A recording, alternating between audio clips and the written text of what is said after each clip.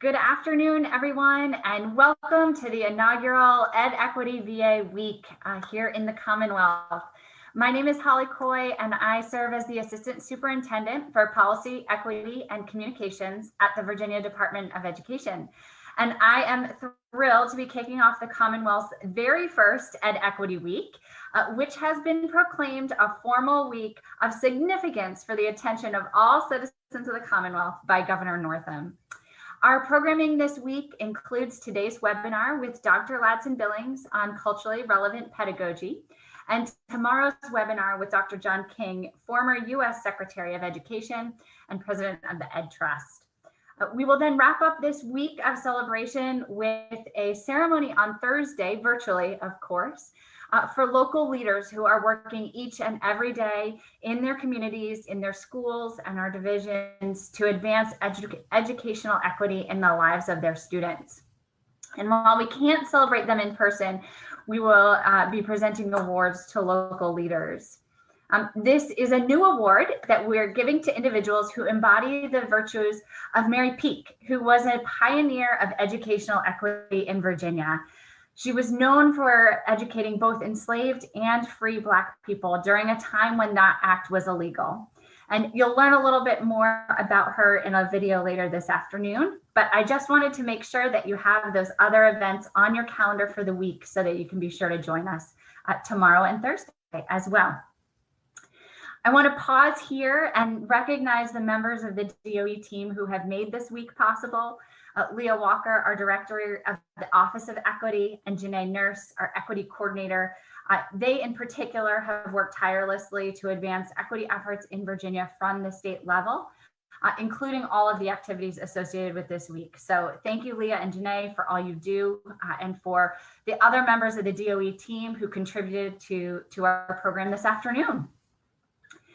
At the Department of Education, equity is at the core of what we do and how we do it. And this transforms policy approaches, funding considerations, and support for instructional practices in our divisions. And it's this last strategy that brings us to today and to our esteemed guests. We are so honored to have Dr. Gloria Ladson-Billings with us as the national expert on culturally relevant pedagogy and its implementation in classrooms all over the country. And I know that you are as excited as I am to learn from her this afternoon. But before we get to her, it is my distinct honor to introduce you to another expert on this topic, our next guest, my colleague and educational equity champion, Dr. Janice Underwood. In September of 2019, Governor Northam appointed Dr. Underwood to serve at the Commonwealth as the nation's first cabinet-level Chief Diversity Officer. And with the creation of the Office of Diversity, Equity, and Inclusion, Virginia is becoming a national leader in addressing historical injustice and inequities that have existed in our Commonwealth in different systems for more than 400 years. And so the shared goal of the office is to make Virginia an inclusive state where people can live, learn, work, visit, and thrive. Dr. Underwood has a background in education, and this is a core component, I might dare even say her favorite component of her broader equity work for the Commonwealth. Prior to her appointment to this role, Dr. Underwood served as Old Dominion University's Director of Diversity Initiatives and as the chair of the President's Task Force on Inclusive Excellence. She previously served as Executive Director and a co-principal investigator for the ODU Teacher in Residence Master's Program. She is a national board certified teacher. She taught students with exceptionalities in Hampton City schools. And we are thrilled to have her joining us this afternoon. So without further ado, I'd like to turn it over to Dr. Janice Underwood. Thank you, Holly. Give me a thumbs up if you can hear me. Great. Well, greetings, everyone, and thank you so much, Holly, for that kind introduction. My name is Janice Underwood, Chief Diversity Officer, Virginia to Virginia Governor Ralph Northam.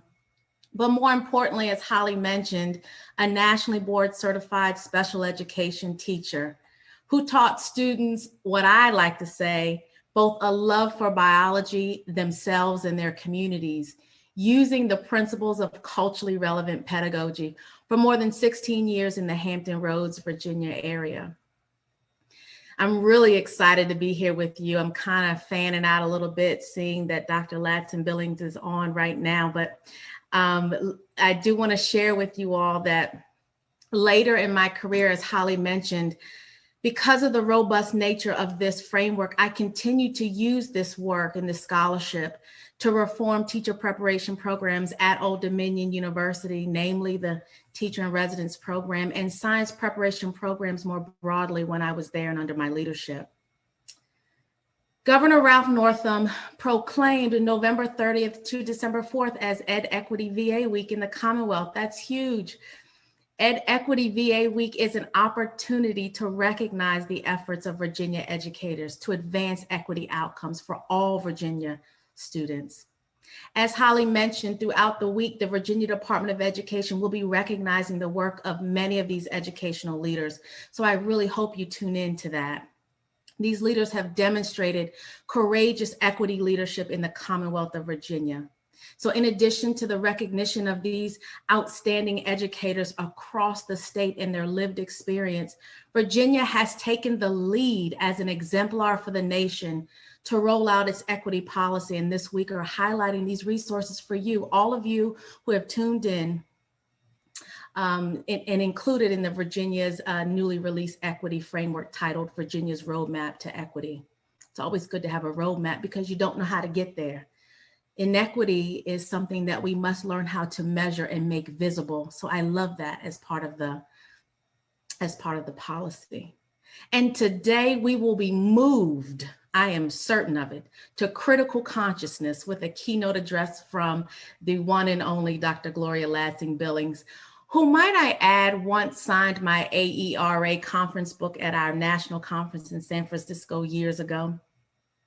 Dr. Ladson-Billings is a giant and national thought leader when it comes to education equity, who self-identifies as a lifelong learner and advocate for education equity. I remember seeing her at the AERA conference, and she was talking to Django Paris saying, you know what, maybe it is time that we begin to move this concept to culturally sustaining pedagogy. Well, I so appreciated her example in that way. She is definitely a lifelong learner and collaborator. And her body of work, which is often revered as, quote, just good teaching, undergirded my work as a classroom practitioner, a teacher educator, and all of my research, and continues to inspire scholarship in the ever-evolving landscape of cultural teaching. In fact, I'll share a little secret with you. Just earlier today, I served as a committee member in a dissertation presentation where we welcomed a new member to the Academy who strives to reform teaching toward culturally relevant pedagogy. But I elevate to you all who are on this call right now, who are on the front lines of education equity. I elevate to you, as I did earlier in the dissertation defense, that we can't just silo our work for the world of academia in which these great ideals never penetrate into statewide policy.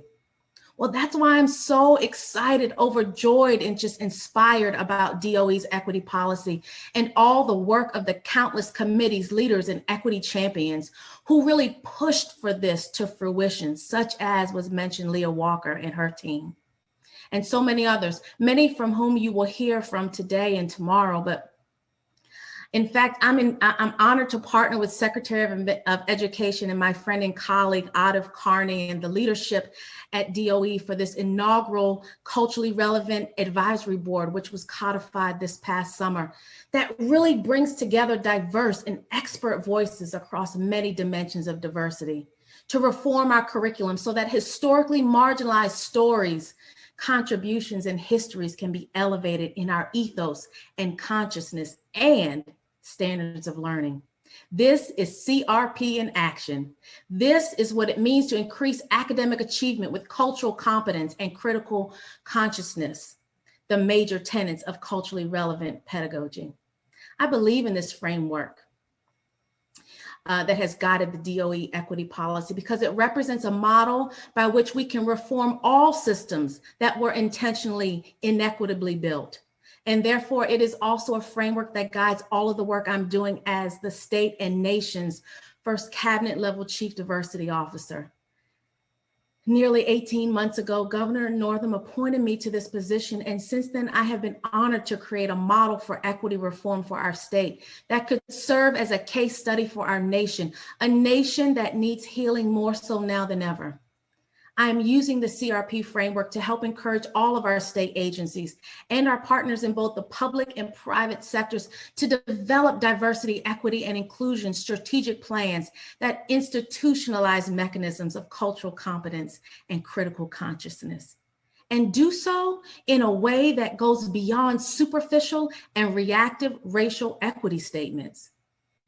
The initiative that the Governor's Office of Diversity, Equity, and Inclusion is championing in collaboration with our Virginia Department of Human Resource Management, and might I add, several partner state agencies who have already said they're willing to adopt this, is called the One Virginia Plan.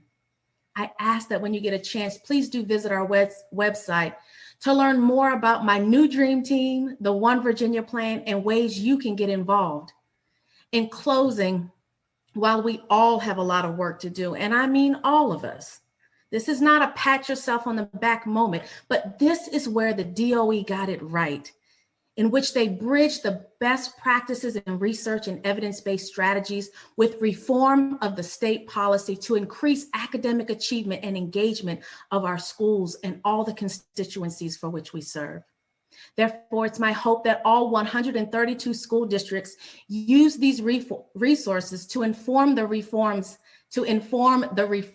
necessary to achieve genuine education equity, which includes the creation of local equity plans and policies that increase diversity of our teacher workforce and our leadership, increase the idea of equity leadership positions located, might I add, equitably at the cabinet level, and professional development and training for the continuum of educators and policymakers at every level about what does education equity and CRP even look like. I hear from so many educators, they don't know what it is. They've never heard of it. And I mean for everyone from classroom teachers to university professors. We need to change that because it's good teaching. We are One Virginia, and there is more that unites us than divides us. Virginia is for learners.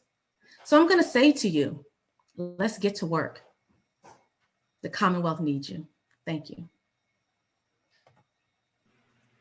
Thank you so much, Dr. Underwood. And I just also have to give a special shout out to my fellow Hamptonian who serves as the first ever Chief Diversity Officer. And though there's not an intentional Hampton University thread through this event today, you will see that Hamptonians have long been leaders in education equity in the Commonwealth of Virginia, and we continue to do so and represent the interest of the marginalized students across the state. So without further ado, I am actually going to tee up our big announcement, which is the first award given ever in the Commonwealth of Virginia to recognize excellence in education equity in the Commonwealth, the Mary Peak Award for Excellence in Education Equity. And we have a short video that we're going to play that will give you a little more information about Mary Peak, why this award carries her name, and what we will be, the individuals we'll be celebrating later this week on Thursday. So without further ado, please stay tuned for our video. Hi, I'm Mrs. Peak. You may recognize me from the Virginia Department of Education's New Virginia is for Learners campaign, where we're maximizing the potential of all students. What you may not know is who my namesake is, Mary Peak. She was a pioneer and trailblazer in education equity right here in the Commonwealth of Virginia. Mary Smith Kelsey was born a free woman in Norfolk, Virginia in 1823. She was educated in Alexandria, Virginia, until it was no longer legal for free people of color to be educated in the District of Columbia. After being denied access to the classroom, young Mary returned to her native Norfolk, where she risked her freedom as she began secretly teaching runaway slaves and free blacks to read and write. After her family moved to Hampton, Virginia, Mary continued her secret mission to educate her people, young and old. In a time when it was illegal, Mary Peak's drive to serve as an advocate for the education of her people demonstrates that she understood the value of education and the bright future it could create. Mary recognized that open access to education would deeply impact not only the student, but also the family and community as a whole. Although Mary initially taught under the shade of an oak tree in Phoebus, now known as Emancipation Oak, she was later provided a cottage to serve as her classroom. Though she grew weak with sickness, Mary continued to teach adults and children until she died of tuberculosis at the age of 39 in 1862.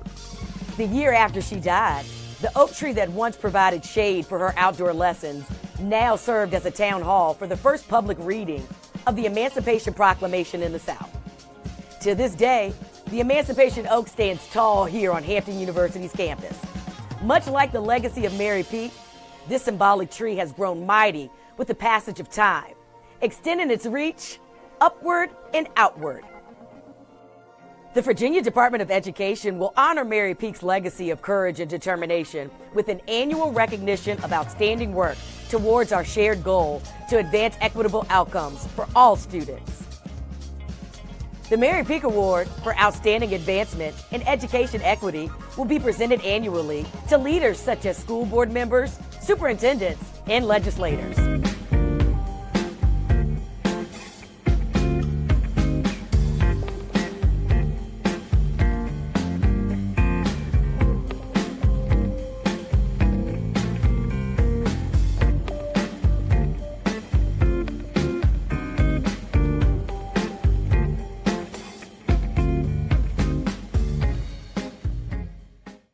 Let us all strive wholeheartedly to continue the noble work of Mrs. Peak. To learn more about Mary Peak, this new award, and the Virginia is for Learners campaign, visit virginiaisforlearners.virginia.gov.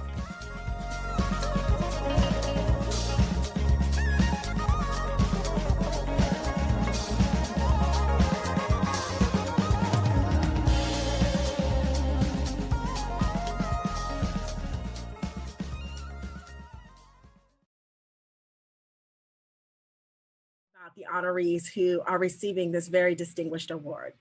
And now, without further ado, I have the distinct honor and pleasure of introducing Dr. Gloria Ladson-Billings, our keynote presenter for the day. In my role at the Virginia Department of Education, I serve as the director of the Office of Equity and Community Engagement. And in that work, our office strives to provide not just thought leadership around the state, but also practical tools and resources that can support the field in the execution of their work to advance education equity. As the leaders of this work at the state level, we rely on national thought partners and thought leaders to inform and guide our work. And Dr. Gloria Ladson-Billings is the foremost national thought leader in the space of culturally relevant teaching and has inspired countless scholars behind her. I first came to know of Dr. Billings' work when I attended a symposium that was held at the University of Virginia. And I, like Dr. Underwood, was so inspired that I had to purchase her book right away and get it signed. And it's still one of my most treasured possessions today, though so many pages are highlighted and bookmarked and flagged. But that bookmarking and flagging is what has informed the work here in Virginia. Our tools that we'll talk about a little bit later are guided by the principles and the research and the thought leadership that Dr. Gloria Ladson-Billings has been providing for decades. I recently also got to hear Dr. Ladson-Billings at the National AERA conference right around the time of her retirement.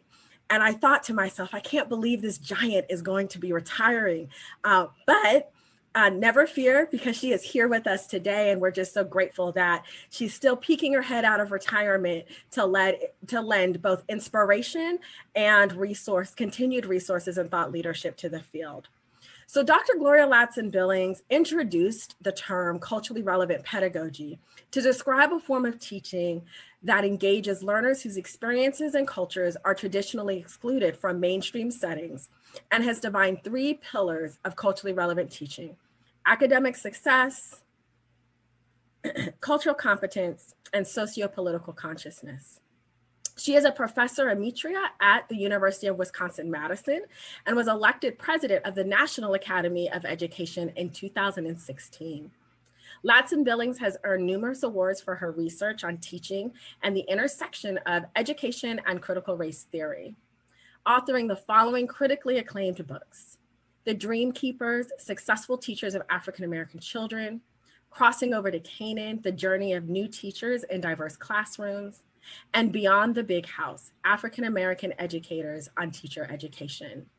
I know that everyone here today joining us virtually shares in my excitement, enthusiasm, and fangirldom for Dr. Gloria Ladson-Billings. And so without further ado, I turn the virtual screen over to Dr. Ladson-Billings. Well, thank you, Dr. Walker and Dr. Underwood, and also to Holly for the wonderful introduction and lead up. I'm a little intimidated by following all of these Hampton Pirates here. I tell you, as a mere Morgan State University Bear, I don't know what to say about not being able to reach your standard, but I am grateful to come to you from Wisconsin. I'm probably one of the few people in the state of Wisconsin that understands that Virginia is indeed a commonwealth. As someone who originates in the Commonwealth of Pennsylvania and have known many friends from the Commonwealth of Massachusetts, we understand it's important that we keep that label. Yes, we're states, but we're a commonwealth, which is actually an English term that explains a government that is really organized for the common good. We don't ever want to lose sight of that. I also want to just point out that I am sitting here in Madison, Wisconsin, and it is important for me to make it a land acknowledgement, because here we occupy the ancestral Ho-Chunk land, a place that the nation has called the Dijope since time immemorial. In an 1832 treaty, the Ho-Chunk were forced to cede this territory, and decades of ethnic cleansing followed when both the federal and state government repeatedly but unsuccessfully sought to forcibly remove the Ho-Chunk from Wisconsin. This history of colonization informs our shared future of collaboration and innovation here at the University of Wisconsin, and we respect the inherent sovereignty of the Ho-Chunk Nation along with the 11 other First Nations of the state of Wisconsin. So this is your Equity Week, and I am so delighted to be able to participate in it. So I'm going to start by sharing my screen,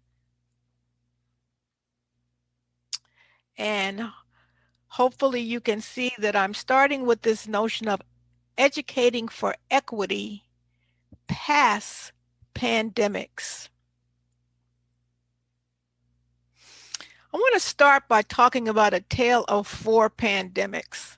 Now, I know all of us are sheltering in place and we're having this meeting virtually because of one pandemic. So people are saying, what does she mean 4 pandemics? Well, of course you are aware of this pandemic. It is the novel coronavirus, SARS-CoV-19 virus that keeps us all separate, that requires us to wear masks, that has us doing constant hand washing and practicing social distancing. That is, of course, the pandemic that we're all looking at. The numbers are frightening. Millions of people have been stricken. Hundreds of thousands of people are hospitalized, and unfortunately, more than 250,000 of Americans have died. So we're all familiar with that one, but it doesn't sit alone.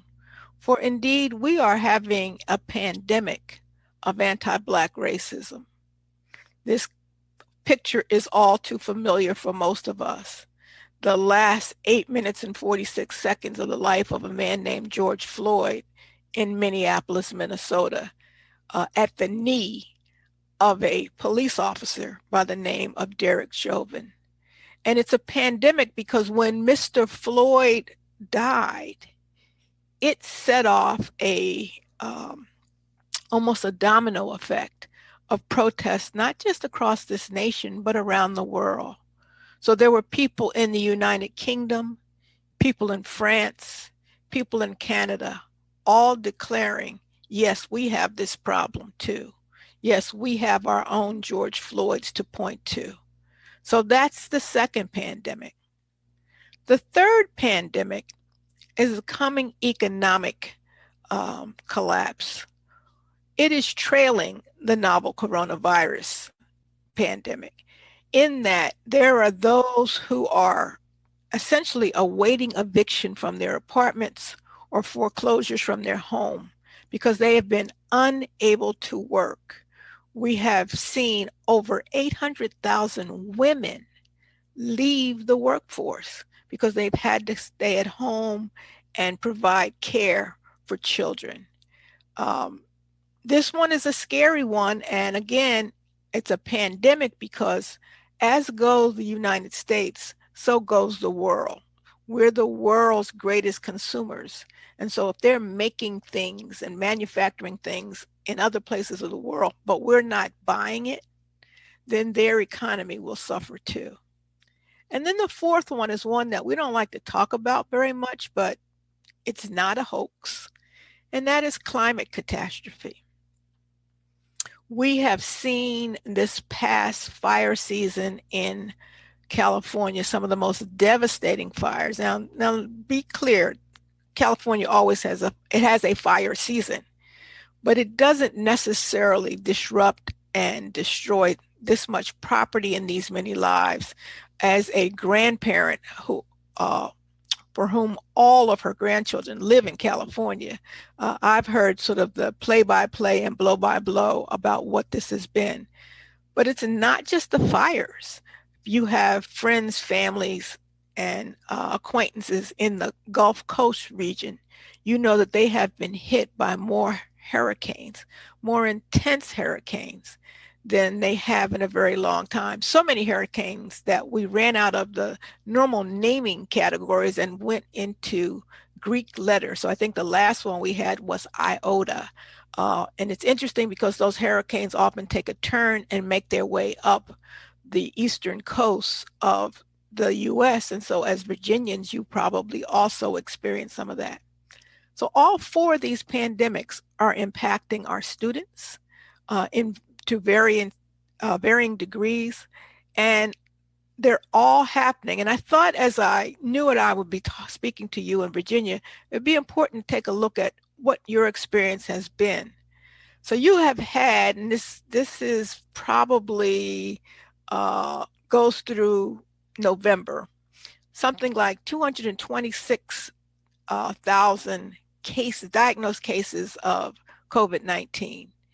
You've had over 14,000 hospitalizations and over 4,000 deaths. Of course, you see the map of where the more intense number of cases are, but you don't have any counties at all, as is true in Wisconsin, that have not been touched by COVID-19. And what I've been saying recently is, originally when they would report out these numbers, we talked about them as numbers. But I can tell you that right now, I don't talk about them as numbers. I now talk about them as names because I actually know people who have been stricken by the disease. I know people who have died. So it's becoming increasingly close to each and every one of us. So yes, you've experienced that pandemic. And also when it comes to climate change, we know that you are a part of a pattern that we will see across the nation. So if you just looked at Richmond, which is your capital city, by 2050, you will have gone to 61 danger days where the heat index is above 105. Very different from the 13 that you had in 2000. So for those people who, say, if you go outside today in Wisconsin, you'll say, oh, there's no global warming. There's no climate change because it's 28 degrees out there today. Trust me, we are having hotter summers even here in Wisconsin. And also you see that you have more strong Atlantic hurricanes. If the sort of greenish boxes represent all hurricanes, take a look at the difference in the yellow boxes, which are category 3 or better. look at the increase that began in 1995 and 2000 and 2005. I don't have the most current, but we know that you are experiencing these kinds of climate changes. So all of these pandemics are hitting us at once, but it's not all gloom and doom. Indeed, I have been inspired by an Indian novelist by the name of Arundhati Roy. And Arundhati Roy has written a wonderful piece called The Pandemic is a Portal. And something she says about the nature of pandemics that really speaks to me. She says that historically, pandemics have forced humans to break with the past and imagine their world anew. This one is no different. It is a portal, a gateway between one world and the next. We can choose to walk through it, dragging the carcasses of our prejudice and hatred, our avarice, our data banks and dead ideas, our dead rivers and smoky skies behind us. Or, and this is important, we can walk through lightly with little luggage, ready to imagine another world and ready to fight for it. So that actually gives me hope.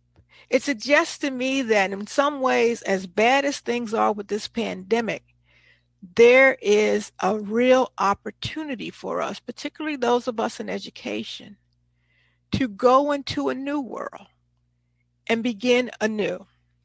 So I'd like to use the metaphor of the mobile device that we all have. You either have it in your purse or in your pocket. Some of you may have it on your desktop. Some of you may be using it to view this seminar. But you know it is a machine, it's a device, and it's bound to fail. And when it fails, there are a couple things that we typically do. We may turn it off and then turn it on again in an attempt to reboot it to get it to work the way we want it to. That doesn't work, we may open up some things and maybe pull out your SIM card. And you may look at it carefully and blow off the dust and try that again. If that doesn't work, maybe you pull out your battery and you check the battery terminals to make sure they're making good contact. Clean them off. And if that doesn't work, you may go to your laptop and search for a support group, a tech group that may help you, someone else who's had this similar problem, and see what they have to say. But if none of those things work, you will invariably make yourself down to the store where you purchased it, whether it's the Apple store, the Samsung, or the Google Pixel or Motorola, wherever you bought it, you know, maybe to your service provider, Verizon or AT&T, and see if you can get it fixed. Now, invariably, someone who looks to be about 17 years old wearing a t-shirt will come out and take a look at your device. Try some of the things that you've tried, but suggest to you something you really don't want to hear. And that is, it is time for a hard reset. And why don't you want to hear that?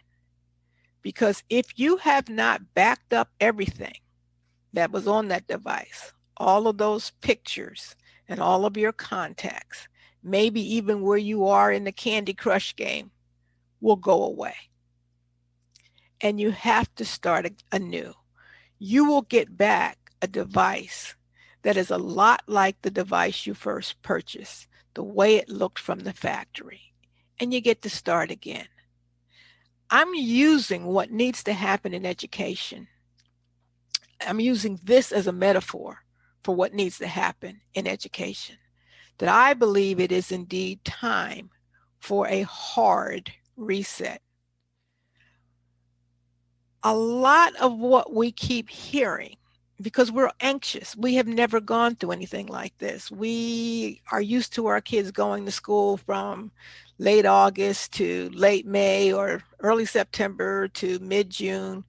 And so over and over, people keep saying, you know, we just got to get back to normal. Well, can I suggest to you, let's not go back to normal? Because normal means that the children who were failing go back to failing. The children who were being suspended go back to being suspended. The children who were over-identified for special education go back to being over-identified. The children who never get an access to honors classes or advanced placement still continue not to get access. The children who drop out of our schools continue to drop out. That's what normal looks like. I don't want to go back to normal because normal is where our problems were. Now, I'm not just making this up out of my head. I was a history social studies teacher, so I always pay attention to lessons of history. And so some of the lessons from history that I have been studying during this time come from two post-World War II societies. On the left, you see a picture of post-war Japan, and having been losers and having suffered the horrific experience of the bombing of Hiroshima and Nagasaki, the Japanese decided we need to change something about our school system. Something we're doing isn't right. It didn't just have bombing on Monday and then on Wednesday come back to school and say, okay, let's open our books. They thought long and hard about what should we be doing. One of the things they realized they needed to do was to expand education for girls. Japan is a very gendered society, still is, but they realized that they were not giving enough opportunities to girls. And so that was a big reset for them in their education system. They also actually changed their organization from just elementary and high schools to elementary, middle, and high schools. Where did they get that from? Looking to the West, looking to the US, realizing that there is something about early adolescence that is categorically different from kids who are late adolescent. On the right side of your screen, you see a picture from post-war Italy. You remember the Italians were also a part of the Axis. They were losers in World War II. And as a society, they said, we never want to be in this position again. And one of the reasons we're probably in this position is that we created a nation that would so easily fall victim to fascism. We don't want to create another nation of fascists. So what you see there is a picture of the Reggio Emilia preschool model. And for those of you in early education, we know that Reggio Emilia is considered the absolute best preschool model in the world. In fact, here at the University of Wisconsin, we send our students to Reggio Emilia to see this school. So there are examples of resets. And actually, you don't have to go so far back. You don't have to go as far back as World War II. I'm sure you in the audience remember Hurricane Katrina. Horrible disaster. A catastrophe that wiped away everything. And while so many education establishment people were saying, let's get back to normal, not taking into account that their normal was really bad. Their normal was filled with failure. Their normal was not a place anybody really wanted to go. Another group of folks, not a group that I necessarily agree with, but another group of folks said this is an opportune time to do something different. So now what we have in New Orleans is an entire charter network of schools. We essentially do not have a public school system. I wave that as a cautionary flag because it can happen again. Just like many are scurrying to get back to normal, there's a group out there who see this as an opportune time to do something radically different, but not necessarily in the best interest of the common good. So one of the reasons that I'm calling for a reset is that I want the general public to think about what we could do differently. that preserves and improves our public education systems. So, as was mentioned in the introduction, many of you probably know me as being associated with the term culturally relevant pedagogy. It's a term that I put into the literature in 1989. You probably know it from the second edition of this book, The Dream Keepers. There was a first edition in 94, the second edition in 2009, and right now my publisher is knocking on my door saying it's time for a third edition. It's like the book that will never die. I can't get beyond it. So I'm actually working on that revision. So if you probably know me from that, but if you don't, perhaps you know the scholarly explication of culturally relevant pedagogy that appeared in the American Educational Research Journal in the fall of 1995. So what is this? I have to thank both Dr. Underwood and Dr. Walker for actually teeing it up for me. They could have given the talk because they understand the principles. What do we mean by culturally relevant pedagogy? Well, to fix an image in your mind, I'm putting out what I hope is an equilateral triangle. If it's not, then don't blame me, blame Microsoft, because this is what they produce for me when I ask for equilateral triangle. And I want an equilateral triangle because I want to really reinforce that we're talking about some tenets that are equally important: equal sides, equal angles. If the triangle doesn't stick in your mind, think about a three-legged stool. And you know what happens if you take one leg off of a three-legged stool. It is unusable. I feel the same way about culturally relevant pedagogy. If you don't do all three components, then you're doing something else. I don't know what that is, but you can't call it culturally relevant pedagogy. The first leg that most people clearly recognize and we often have no argument about is the leg that is thought of as academic achievement, but I've modified it to really talk about student learning. Because I find when I use the term academic achievement, people quickly default to the notion of a test. And those of you who have spent your lives in classrooms know that our students learn a lot more than we could ever test. The tests tell us something, but they don't tell us everything. So I'm not an anti-test person. I'm just someone who realizes the limitations of the test. I would more likely focus on what I'm calling student learning. What do I mean by that? Well, it's the difference between what a student looks like when they come into your classroom in the fall and when they leave in the spring. That's student learning. Let me give you this example. Imagine a youngster comes into a 5th grade classroom, but that youngster reads at the 2nd grade level. But that youngster has a magnificent teacher who works diligently with him. And by the end of the year, that youngster is reading at the 4th grade level. That in the span of 10 months, that teacher has moved that youngster 2 grade levels. Clearly, the student has learned. But if you measure the student by the external standard of a state-mandated test, he's going to test at the 4th grade level, which says he's below basic because he isn't testing at the 5th grade. He's testing at the 4th grade. But what's not taken into consideration is that he's gained 2 years. I'm more interested in the fact that he's gained 2 years than the fact that maybe he didn't show up very well on an external evaluation. So the student learning is, as I said, the one that almost everyone agrees around, everyone understands that's what teachers are supposed to do. The second component is cultural competence. And I'm going through each of these, but I'm going to go a little bit deeper. But cultural competence is really this sense of, first of all, cultural competence is what I would call the most misunderstood component. Because I think people think, well, if I have some books with the faces of diverse groups of people, then I'm being culturally competent.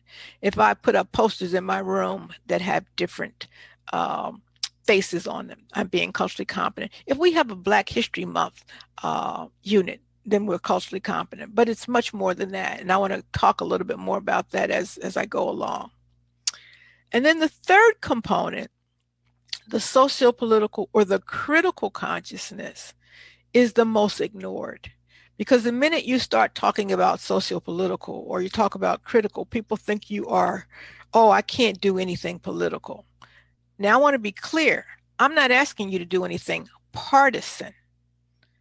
But the minute you step into a classroom, you are in some ways engaging in political activity, even if you do nothing towards improving students' critical consciousness. You're making a political statement.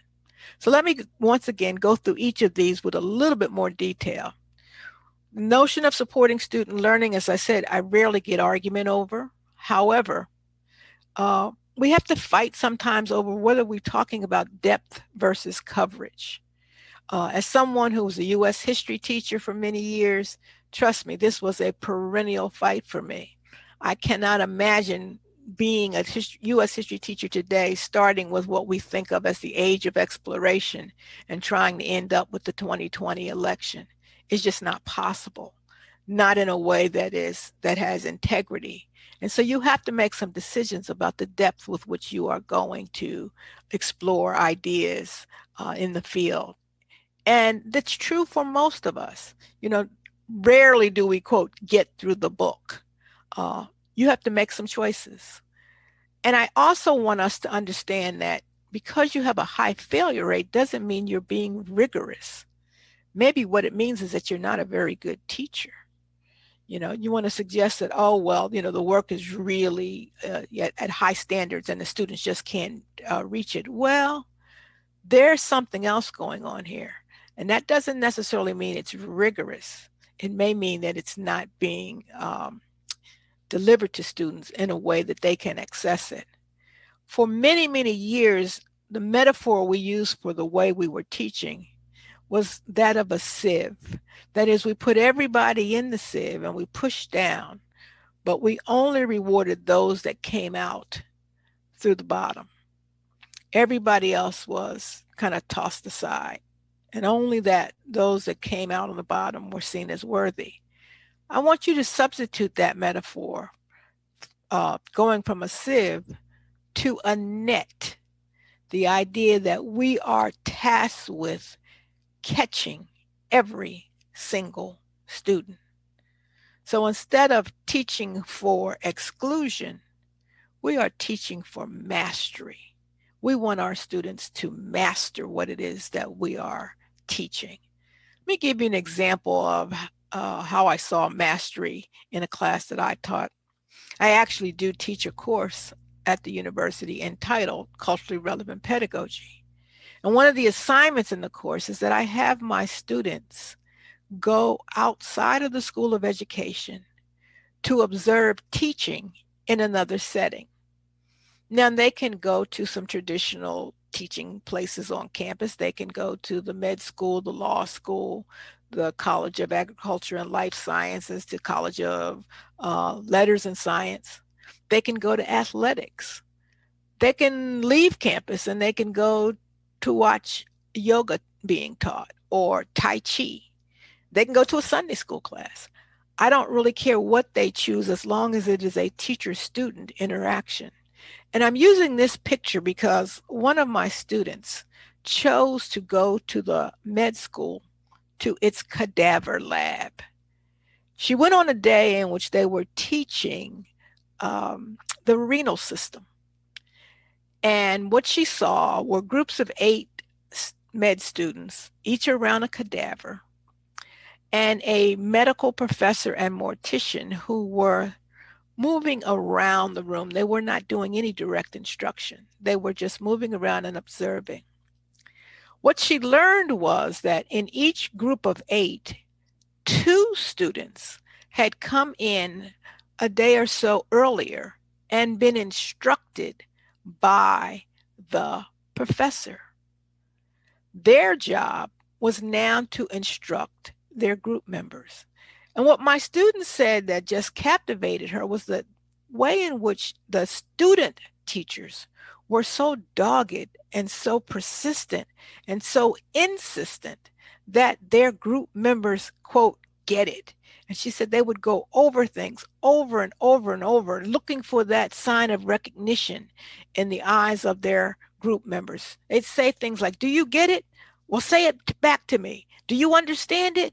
Tell me this. And she said, I couldn't figure out why they were just so insistent with their classmates.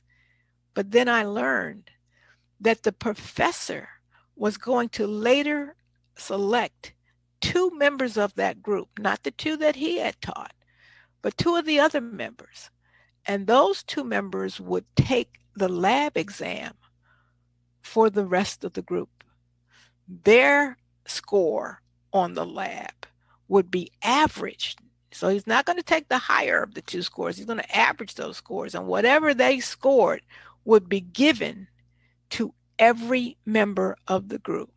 Now, why are they doing it that way?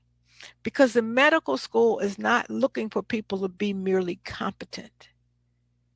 They are looking for mastery. This is a life and death situation. Imagine that you have kidney failure. Do you want the person who got a C on the renal lab? Or do you want someone who has fully mastered this understanding? So this is what I'm talking about. That when we talk about student learning, we're talking about, are our students actually mastering, not whether they're covering the material. Are they mastering what we teach? The cultural competence one, as I mentioned, is the one that I think is most misunderstood, because I think we think if we just put some pictures up, or if we have a celebration, we have a school-wide fair, then we've done it. But what cultural competence really speaks to is the ability to be firmly grounded in your own culture of origin, okay? That you know your history, you know your language, you know your customs, but also to be fluent in at least one other culture. You know, in the best of all possible worlds, you become multicultural, but at least you should leave school, our schools, bicultural. Now, what's interesting about this concept is it does not allow white students to be let off the hook. They come in grounded in their own culture. They come in speaking the language of their culture. They know the customs. And in fact, school looks a lot like their culture. But we have an obligation to ensure that they develop some cultural competence, that perhaps they leave with another language in which they are fluent. Perhaps they leave with the ability to interact and to connect with people from other places. And I know some people think, well, why do they need that? Well, the generation of students that we are teaching, whether we like it or not, are going to be international. They're going to be globally connected. Some years ago, I went on a trip. We have a project here at the University of Wisconsin called the Wisconsin Ideas Seminar. And it's designed for people who are fairly new to campus. So I had probably been on campus 3 or 4 years, if that long. And I signed up for the seminar. Here I am on a bus at the end of the school year with 50 academics and administrators. You can imagine just how much fun that is. We are for a week driving around the state of Wisconsin, looking at the relationship between the university and various aspects of the state, whether it's industry, whether it's culture, whether it's the arts, whether it's service institutions. Been doing this for some 30 years at Wisconsin, and everybody goes to a similarly situated place, but not necessarily the same place. So for example, everyone will go to a business. Our business, my trip's business was Kimberly-Clark, where they make paper products. You also go to arts places. So we went to Frank Lloyd Wright's Taliesin. We also went to a biotech firm. You will always go to an Indian reservation and to a prison, but you will also always go to a farm, because farming is such an important part of the development of this state. We are the dairy state.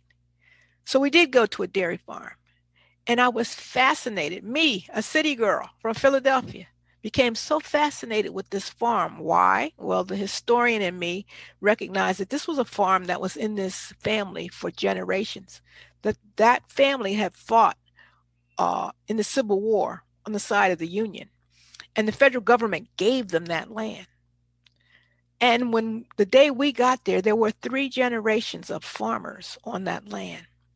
But not only were the 3 generations there, incidentally, all of whom had graduated from the University of Wisconsin College of Agriculture and Life Science, but not only were they there were interns there from the Netherlands, from Japan, from Portugal, from Taiwan, from Spain. So it's not that they're just going to live in Wisconsin. They've got to interact with people from around the world. And it turned out that these farmers had been to these places, teaching dairy techniques. So no, they weren't leaving their farm. When I saw that, to me, it was a perfect example of what we mean by cultural competence and a culturally relevant education, because they received an education that allowed them to go back home to their community, but to improve it. So they had their own culture of origin, dairy farming in Wisconsin, but they were becoming fluent in other cultures as they were helping farmers around the world. The third component is this notion of socio-political or critical consciousness. And I use one of your native sons to reinforce this, the idea of that Thomas Jefferson said, above all things, I hope the education of the common people, not the elites, that the common people will be attended to, convinced that on their good sense we may rely with the most security for the preservation of a due degree of literacy. In other words, the education of the common people, their development of a kind of socio-political consciousness and critical consciousness is what the democracy is leaning on. Now, I want to be clear here. This is not about teachers setting their own agendas about the things they care about. This is about students solving the kinds of problems that matter to them. I often go in schools and see students engaged in all kinds of projects. And some years ago, I was in a school and the students were doing all this work on saving the rainforests, focused on a kind of critical consciousness of the environment and ecosystems. These were 3rd or 4th grade students. And I asked them, I said, well, tell me something that, why are you guys involved in this work on the rainforest? And one little boy said, I don't know. We're just doing this because she likes it. And the she was the teacher. This little 3rd or 4th grade urban kid didn't know anything about any rainforest, and he could care less about it. That's not what I mean about a critical consciousness. But let me give you an example of critical consciousness activities I have seen. So I've gone in a high school where a group of students were upset about what's called the hat rule. And it turns out that most high schools, urban high schools in particular, have these hat rules where students are not permitted to wear hats in the building. I don't clearly understand why the hats are so offensive to adults. I work with college students who always wear baseball caps, but that's neither here nor there. So there was a young man who told the teacher he was so upset about the hat rule, not because there was a rule, but because the rule is inequitably applied. And that's probably not the term he used, but he essentially said, if you're a white honor student and you have a hat on, they just tell you take your hat off and they keep it moving. But if you're a black male student who's struggling, not only do they make you take the hat off, but it becomes a whole big thing. You have to go see the principal or the vice principal. You end up with a detention. You may end up suspended. It's not fair. And so what the teacher decided to do was say, well, is this just your anecdote and your experience? Or do you think this is something that's happening to Black students across the campus? Students thought, well, it's happening across the campus. She said, where's your evidence? So what she helped the students do was design a survey.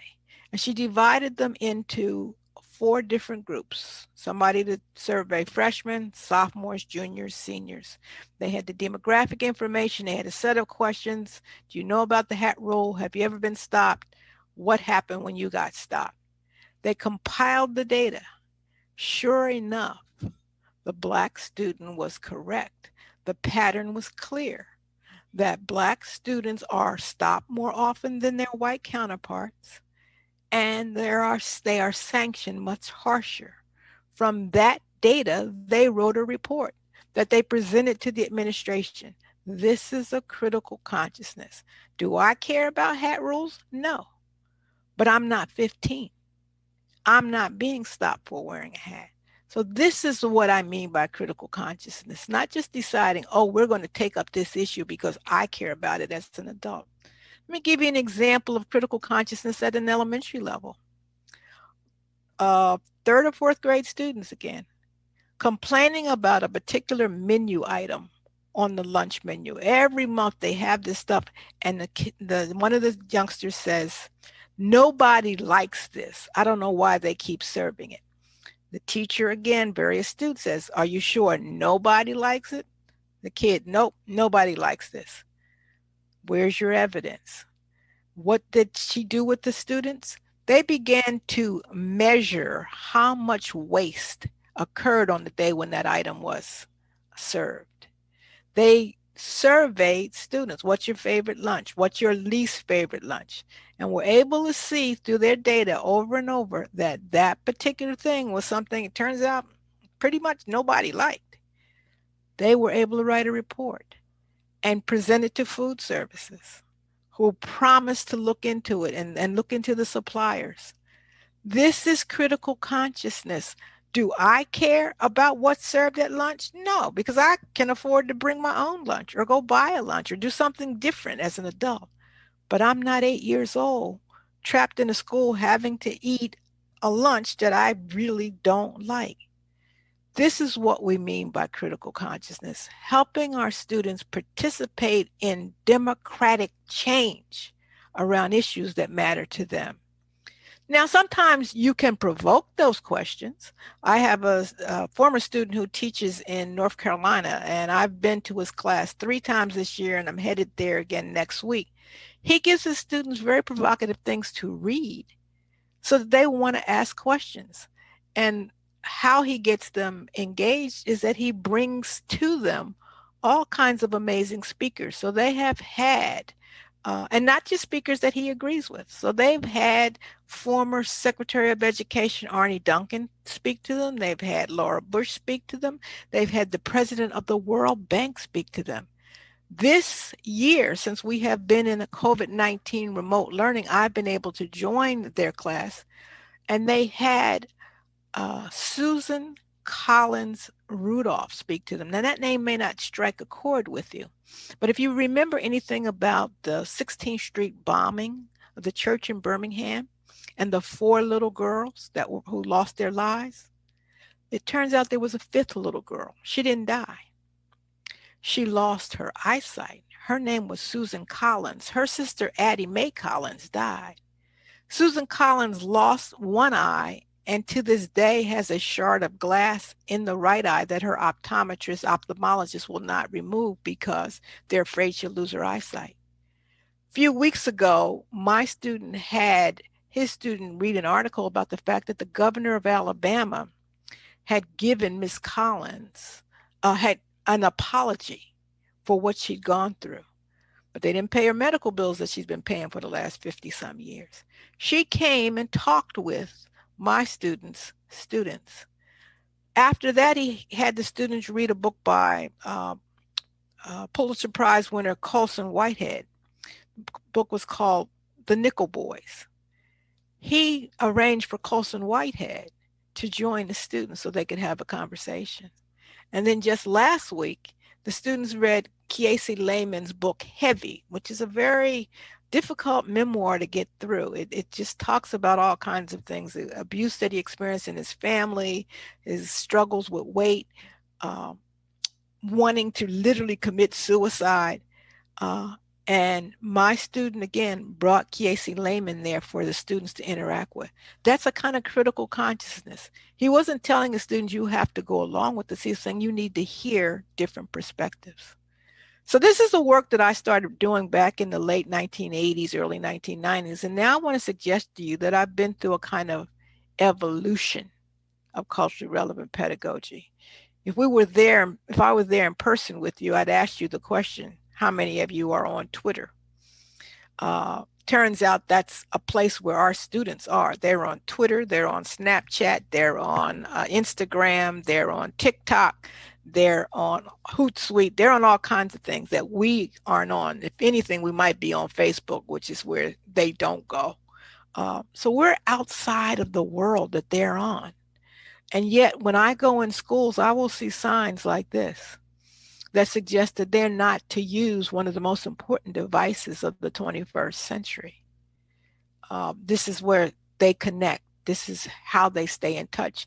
Turns out they're not actually making that many phone calls. They're texting, they are searching for information, they're posting on their social media pages. It's not for them a phone, it's a computer. And because of this, what we are experiencing is what I call the new digital divide. Before, when we talked about digital divides, we focused on race, class, gender. But it turns out, I think, that the new digital divide is a generational one, that our young people are quite facile with these technologies, and they need them. That's how they stay connected.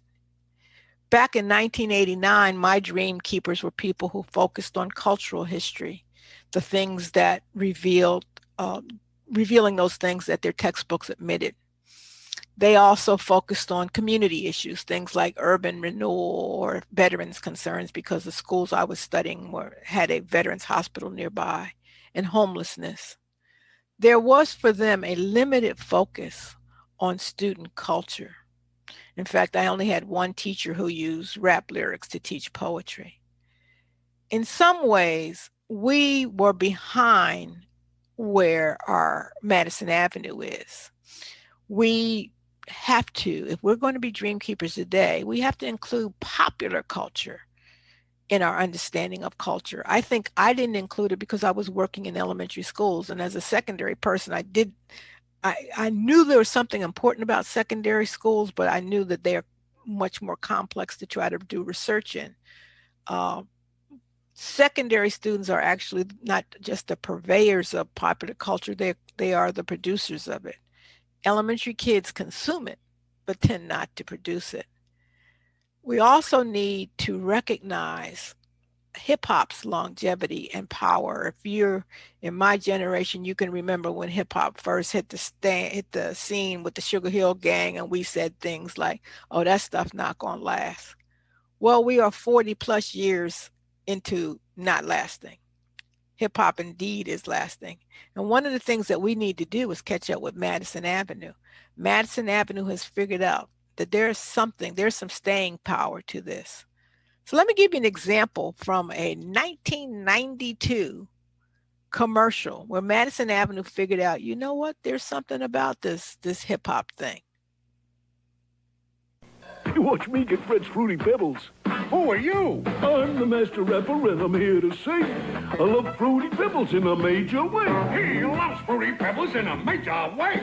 The bedrock yellow, orange, purple, lime, and red. But to get the fruity taste, I gotta trick Fred. Fruity. To get the fruity taste, he's got to trick Fred. Barney. Guess that's a wrap. How's Fruity Pebbles cereal? Part of this nutritious breakfast. Yabba-dabba delicious. So if we were in a workshop environment, one of the things that we'd probably do is try to deconstruct that commercial. You recognize, for example, that Barney is invoking Run DMC. He's got on a pork pie hat. He has wraparound sunglasses. He's got a gold chain. Fred is over there scratching on his pterodactyl ones and twos. And if you notice, Barney is wearing a pair of Adidas. Now, when on earth have you ever seen the Flintstones ever wear shoes? But somehow the people from Post cereals figured out, this is speaking to folks. The other thing I want to point out is not only did Madison Avenue get it in 1992, they still get it. Hello? Yeah, yup. I can't find it. I'm looking for it right now. Mm-hmm. One second. They say quit, they say done. They say we're too grown for fun. They say old, we say young. We say playful's never done. Don't fight the feeling, just let it flow. Stack it up, rack it up, let it go. Laughter is calling, pick up the phone. Let's stay playful, Oreo. Everyone's welcome, don't need a label. If we're still smiling, the future's bueno. I got a secret the world should know. Let's stay playful, Oreo. Hello? Psych. And when you do, every day's full. For every moment, we're grateful. No half, our glass all the way full. Yeah, yup, stay playful. So here is Nabisco figuring out that they could use rapper Wiz Khalifa to sell Oreos. Why? Because there's something about this popular culture that speaks to kids. I had a wonderful teacher friend of mine who introduces this particular video, and then she goes into teaching her students, I think her 4th grade students, phases of the moon by using Oreo cookies. And just by moving, you know, you open up the Oreo and what you have is a full moon, and then she moves the cookies on all the subsequent cookies to show different phases, whether it's a quarter moon, half moon, and back to a new moon. But what grabbed her kids was watching Wiz Khalifa and his son talking about Oreo cookies. So what does all of this mean in a post-COVID-19 world? Well, I'm going to just share with you a series of questions that I think are important before I wrap up here, and for you to think about, to remember again what happened post-Katrina. We're sitting around waiting to get back to normal, and somebody else is thinking about what else could we do. Can we think about the changed assumptions that this COVID-19 has brought upon us? You know, we started out thinking, oh, we can't give digital devices to those kids. Well, it turns out we could, and we had to, and it hasn't been the end of the world. We have to raise questions about how important these tests are. As I said, I'm not an anti-test person, but you know, the world doesn't end because you don't give a test. It turns out that the National Assessment of Educational Progress just announced that they won't be testing this year. Does it mean that nothing counts? No. It means that they understand the unequal way in which education has been distributed in the midst of a pandemic. It doesn't make sense to try to give a test if you can't monitor it and do it under the conditions that you normally do it. I want you to think about the role of socio-emotional learning. One of the first groups of people I talked to in this COVID-19 environment were a group of principals in Richmond, Virginia, who said, you know, one of the things that I've learned from this is that the academics may not be the most important thing. That our kids' isolation and the fact that they're not with their peers and their teachers has a much more significant impact on them. In fact, this summer I ran a program that I called Smartly in the Park, and I got a permit from the city to use a shelter to have 3rd and 4th graders come together and learn science and social studies, math, art, and literacy. I didn't really care about the academic part. I was worried that these 8 and 9-year-olds are so isolated. So among the poorest kids in the city, I put that program in the park near them. They were so excited to be able to come together. We socially distanced. We had infrared thermometers, you know, we had hand sanitizers. We had all the people had working with the kids had to be tested. But it was that social emotional connection that was more important. And so this also raises for me, you know, how do I begin to rethink culturally relevant pedagogy? Well, let's go back through the components here. What does a post-COVID-19 student learning look like? The question for me is what counts as learning? I keep hearing people saying learning loss, COVID slide, like summer slide. Well, if you paid any attention to what happened in the streets over this summer, our young people were still learning. If you know anything about human development, you know as long as people are healthy and alive, they are learning. They weren't learning what's in our books, but they were learning. And I think we have to raise questions about, well, what are we going to count as learning. In fact, there's just a study out this morning I heard from NWEA that suggests that there's really not that as much loss as we thought.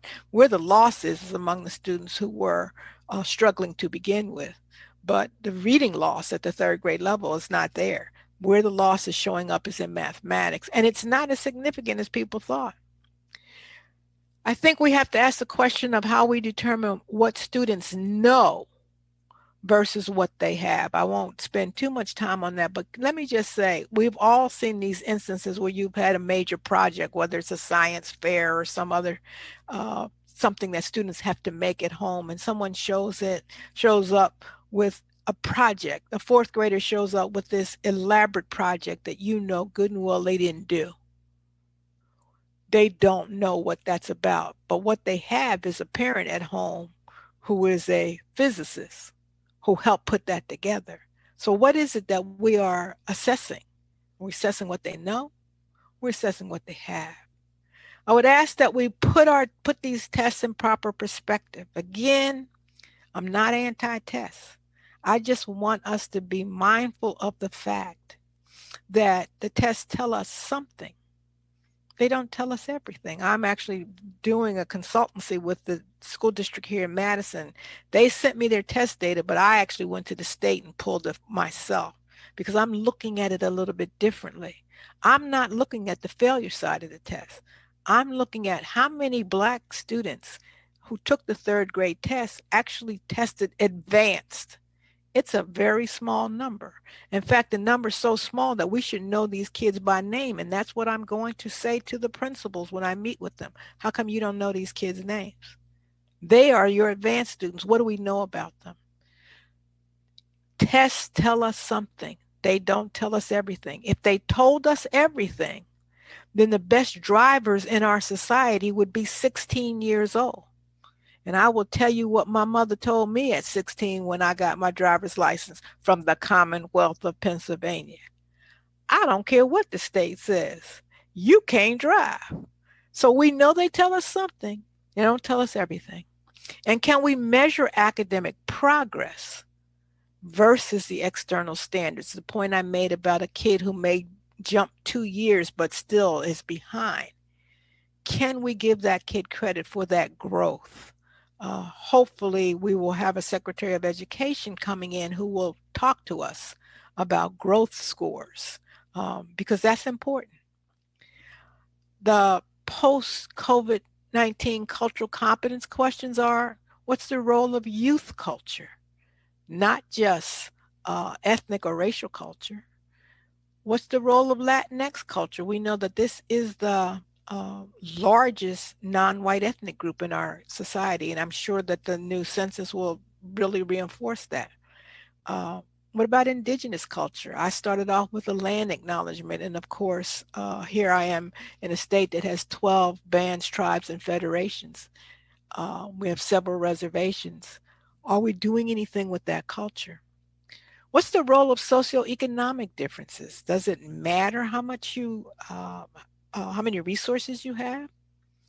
How do we help our teachers understand disparity? You may be giving a homework assignment, but do you understand if someone is actually living in a shelter that your homework is not the highest priority? And then what is the role of digital literacy? Quite frankly, I think the kids are ahead of us with this. Many of our teachers are struggling to do remote and synchronous and asynchronous teaching through this medium.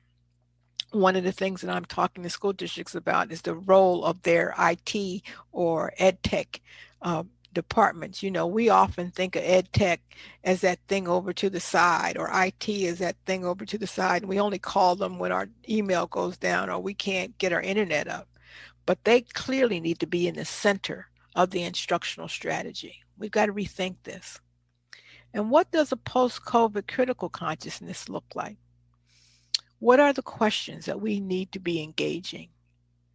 How do we help the public understand our changing need? I think one of the things that this pandemic has exposed for us is the degree to which so much of the society depends on education. Here in Madison, we are feeding something like 40,000 kids. And we're not a big city, but we're feeding everybody several meals a day, breakfast and lunch, because we know that that's important. How does the public begin to understand that? And for what special social emotional learning do we prepare? You know, we often come up with a script for things like this. We talk about mindfulness, or we have the kids sitting quietly. But maybe if I'm a Black kid, maybe my social emotional learning requires me to be sitting down listening to Stevie Wonder. Okay? Maybe it's not listening and with my fingers together saying, Om. Maybe it's a totally different set of social emotional needs that I will manifest. And then how do we help our students cope with pandemic trauma? Different from social emotional learning. We have had far too many kids who have witnessed death up close. Not just the universal death of someone like a George Floyd or Breonna Taylor or Ahmaud Arbery, but that a neighbor has died, a family member has died because they were essential workers. They were bus drivers or they were grocery store clerks, and they couldn't be off from work, and they contracted the virus, and they couldn't get the kind of health care they needed, and they died. Well, I know in the African American community, when people die, we actually celebrate their lives. We don't actually even call it a funeral. We call it a homegoing, because we think of them going on to the new world, to their real home in that new world. And one of the ways that we celebrate that is bringing the family together, telling stories about that person, making commitments to one another to be better people, to not let death be the only thing that brings us together. And certainly we sit around the table and have a wonderful big meal. I tease some of my white colleagues all the time. I said, you know what? I love you guys, but I don't like to come to your funerals because y'all have finger sandwiches and punch.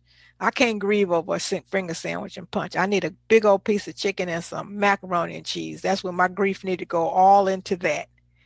I need that to cope with the trauma. And yet our kids are embodying this trauma. They're walking around with it, and we haven't figured out what to do with it. I want to end with an example of some work that we've been doing here at the University of Wisconsin, in which we've incorporated popular culture as a way to help students express themselves around important ideas, scientific ideas. So I take a look at a former student of mine, Elijah Furquan, and his expression around the issue of climate change.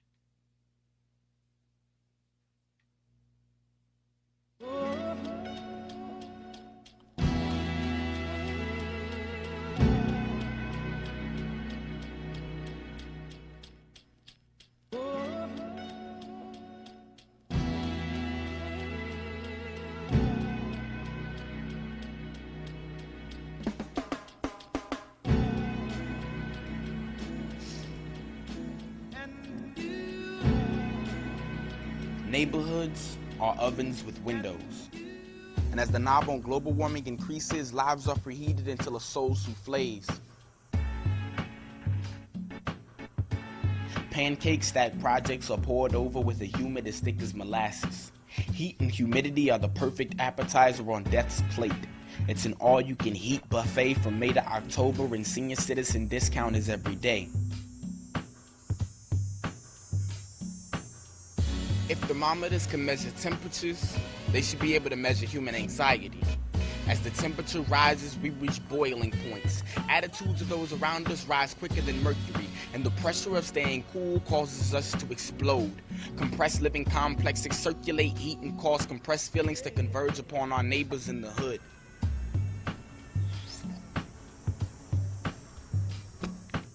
So that 90% release of excess body heat talked about in science class is contributed to our local temperature rising.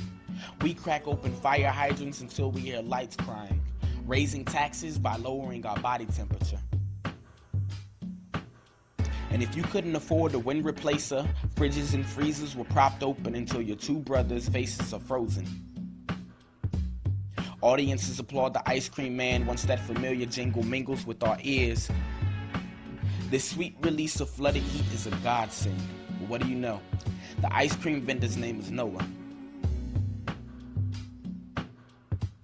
As the temperature rises, so do attitudes, death rates, bills, and ice cream stocks. Heat affects the elderly more than it does us. Their lungs resemble the Dow Exchange, rises and drops until they crash. Ambulances are summoned, riding down the street flooded with the contents of the only fire hydrant.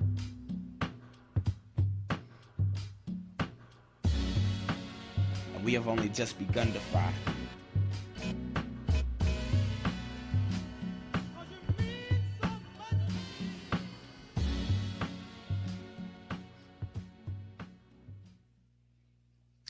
So what you actually just witnessed was 18-year-old Elijah Furquan.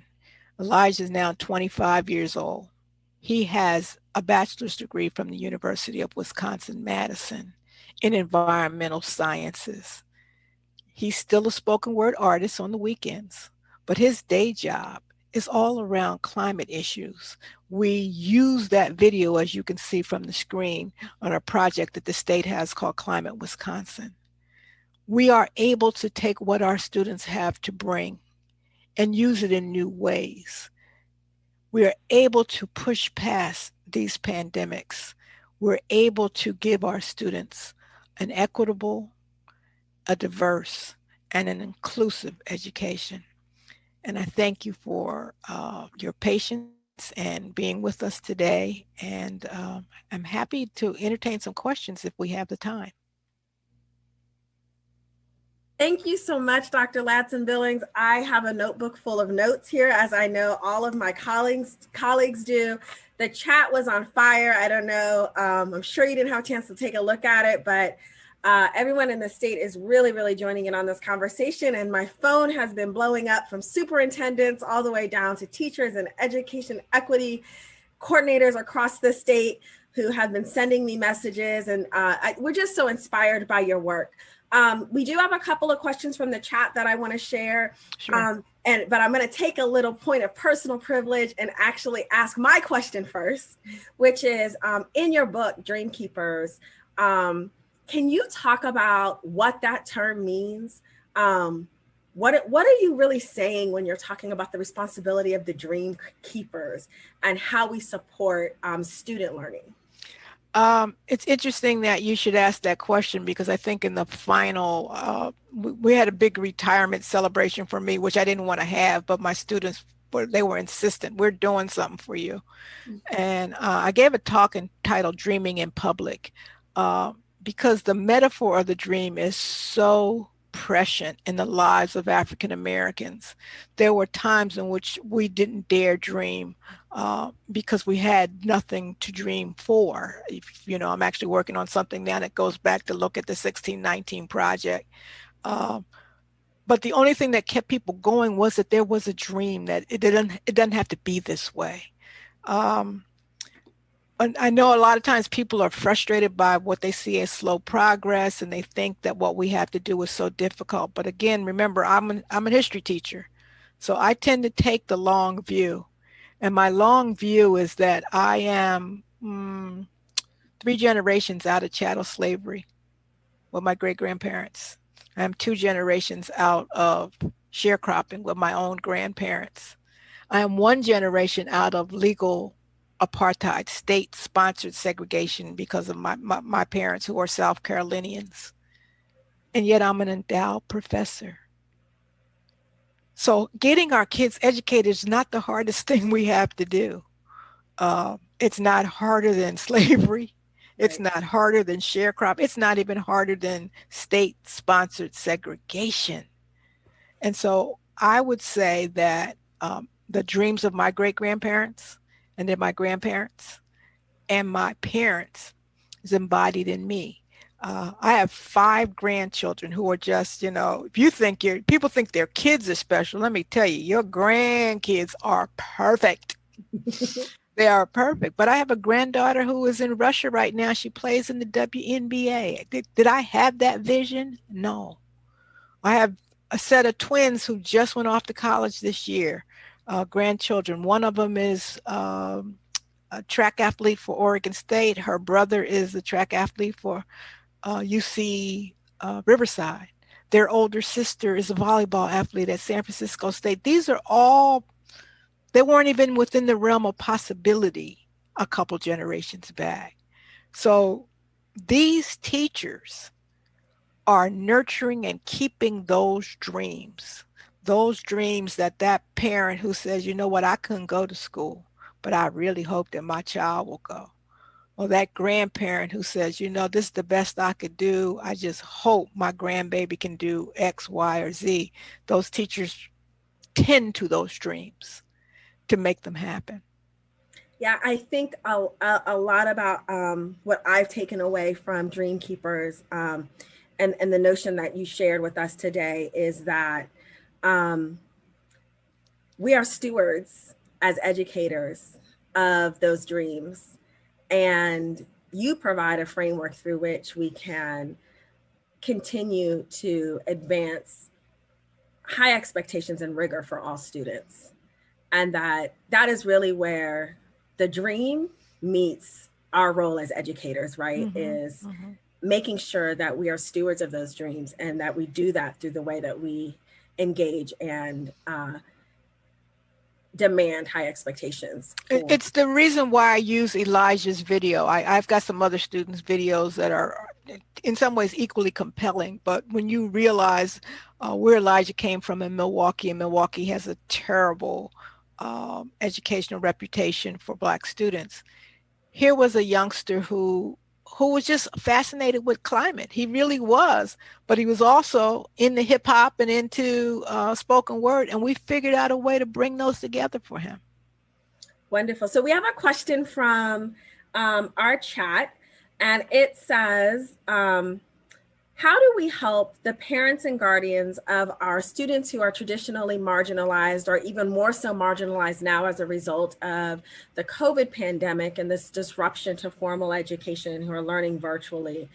How do we help those parents address the deficits that are occurring in terms of both access to technical resources as well as instructional support? So that's a perfect question for me, because one of my other hats, I sit on all these community boards. I'm like the queen of the nonprofits. I tell them, folks, nobody calls me for these corporate boards. I can't get a call from Coca-Cola or PepsiCo or anybody where they actually write you a check at the end of the year. Every board I'm on, I write a check. So I'm on the United Way board, leading their Schools of Hope effort, but I'm also the president of the board of directors of the Urban League of Greater Madison. We have set up a parent academy. And can I tell you that academy, it's a series of 2 to 3 workshops. Every time we open it up, it's oversubscribed because we're helping parents with the technical expertise. One of the things I think we are learning in the process of this pandemic is that we can't do it alone, so that we need to be partnering. And so whether it's your Urban League or your NAACP, Boys and Girls Club, whatever other organizations exist in your community, your churches, you need to be able to say, we need your help. The other thing that I have going, you would think, like I said, I'm failing at retirement. I have no clue as to how to do it. But right now, what I have going is I have something that I call a school without walls. I have 5 classrooms, grades 1 through 5, that are not designed to supplant Madison Metropolitan School District, but to support them. Because it's not that the kids don't want to learn, they don't have the infrastructure. So at my church, I got a very good high-speed internet. I have those classrooms of about 10 kids each. So it's 50 kids I'm trying to serve that are socially distanced. I got a set of tutors and aides with them. And again, we have all of the standard protocols. We did have to shut down once because one of our tutors ended up testing positive, and then we had to go through the whole process again. But these kids are able to get online and keep up with their classes, and their principals for the schools we're pulling them from keep telling us, please, whatever you do, don't stop, because these are the kids that are staying on track. but it's the church that's doing this. So I'm saying that a lot of times I think at schools, we think we have to do it all. No, we have to learn how to partner in ways that allow us to do our work. And that's what I mean when I asked the question about how do we have the community understand our change needs? Because our needs are different now.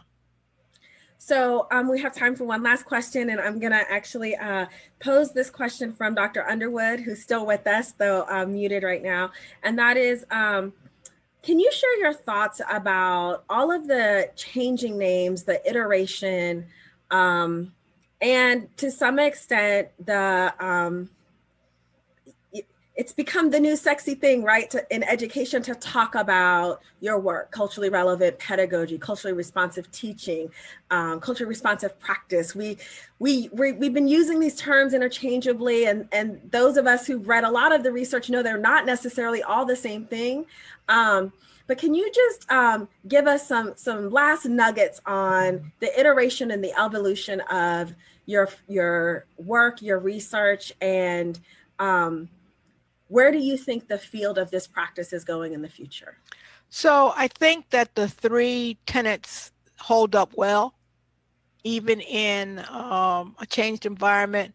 I think the place where I'm expanding is around notions of culture. As I said, that we've got to be able to incorporate youth culture because it's not going anywhere. It's where our students are. But for the most part, I'm pretty satisfied. I'm actually doing another book that combines that's a compilation of the work I've done over the years, and I'm doing it in Django Parrish's series on culturally sustaining. So I don't worry too much about the terminology. I'm less worried about the language than I am about the product. Right. What is it that we're going to come out with at the end? And if we can come out with young people like Elijah, who are conscious about the world in which they live, but still feel true, operate true to their own culture and experiences, then I count that as a win. Me as well. And we really are very focused on impact and outcomes here in the Commonwealth of Virginia, and that our work leads to impact and outcomes for students, and both for the system that we call public education. Dr. Ladson-Billings, thank you so much. When I first heard you give a talk, part of the title of your speech was Hot Sauce in My Bag Swag, and I never, ever forgot it, because I said, who is this auntie up here giving me all of this fire? And I have to say, you did not disappoint today. From the Flintstones wearing shoes to Oreo cookies, giving us the phases of the moon. What do students know versus measuring what students have. That is just something to really ground our thinking in. And my most favorite, I think, quote today is, as long as we're alive, we are learning. Mm-hmm. And so even though our formal systems of education have been disrupted in ways that we've never experienced, we are alive, and we have the opportunity every day to learn and to make sure that our students are learning. So thank you, Dr. Ladson-Billings, for being with us today.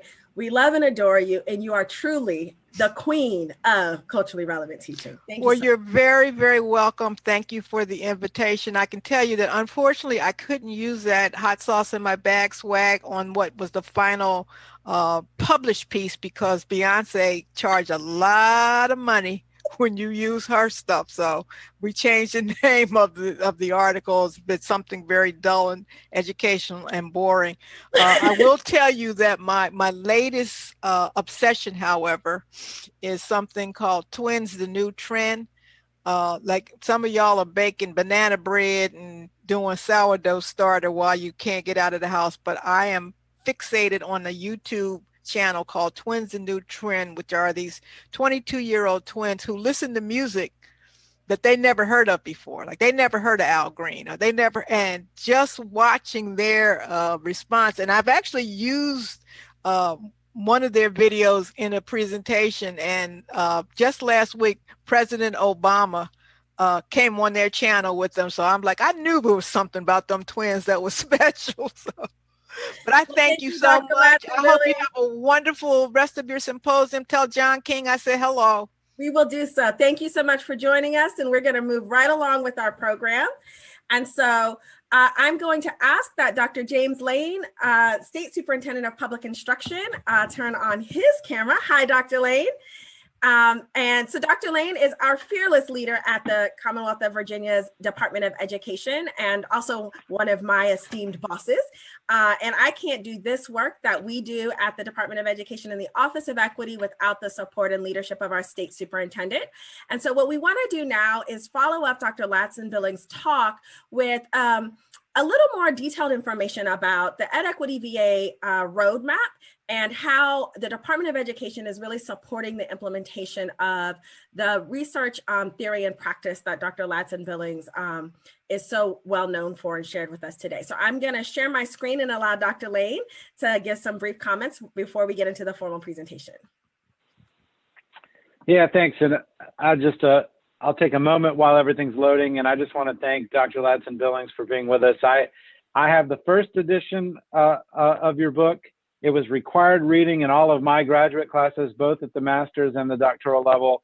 And for a long time, I've wanted to hear Dr. Ladson-Billings speak, and just really, really motivated and inspired by your message today. And so, so thankful to you for being here. And Leah, thank you so much for everything you've done to put on this incredible symposium this week, EdEquityVA Week.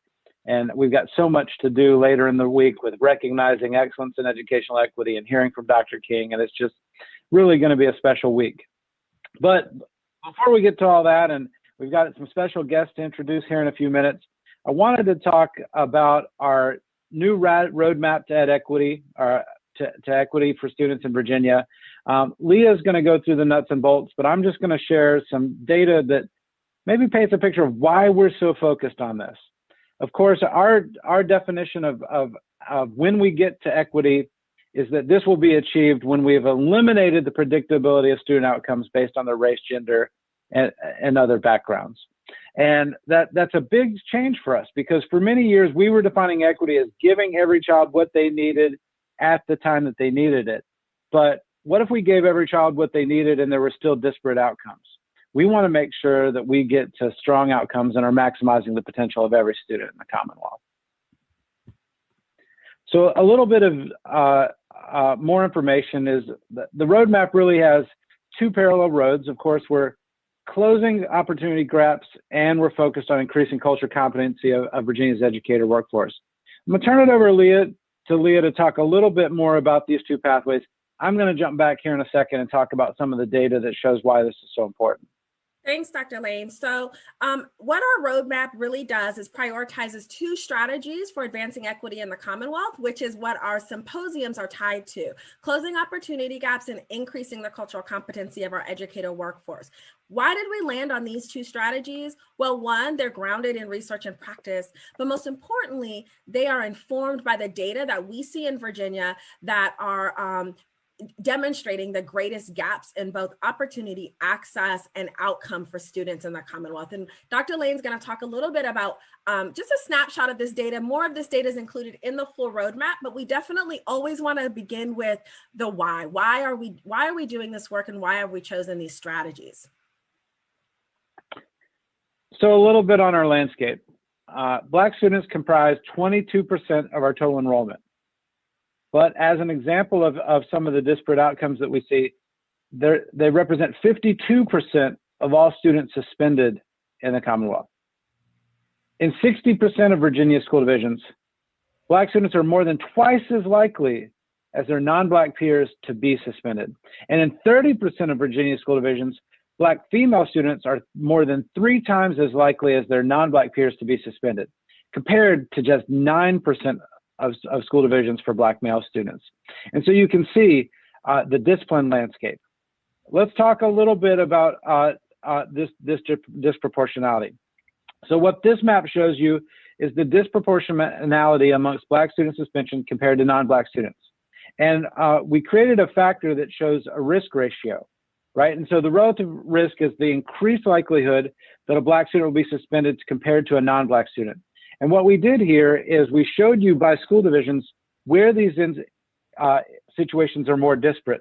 Now, if you're looking at this map and you see that there's no shading in your county, that's because there are too few students for the analysis. But the darkest blue communities, which as you can see tend to be our most populous communities or our most urban communities, are showing the highest risk. 16 school divisions are showing the highest risk of disproportionality amongst Black student suspensions. And then you can see there are significant disproportionalities in almost every school division where there are enough students to analyze. Only 5 school divisions showed no disproportionality. On the next slide, we'll talk about teacher diversity. And you know, does it matter? Of course it matters. But what you see here is that on the right, 82% of our teachers in the Commonwealth are white teachers, but only 48% of our students are white. And then you look at other demographic areas, 22% of our students are African American, but only 12% of our teachers are Black. With Hispanic students, 16% of our students are of Hispanic origin, but only 3% of our teachers. And so here's a little bit of the research that we know about teacher diversity, is that Black students who are exposed to at least one Black teacher by 3rd grade are 13% more likely to enroll in college. Those who had 2 Black teachers are more than 32% more likely to enroll in college. Black teachers produce greater benefits for Black students in the South relative to other regions.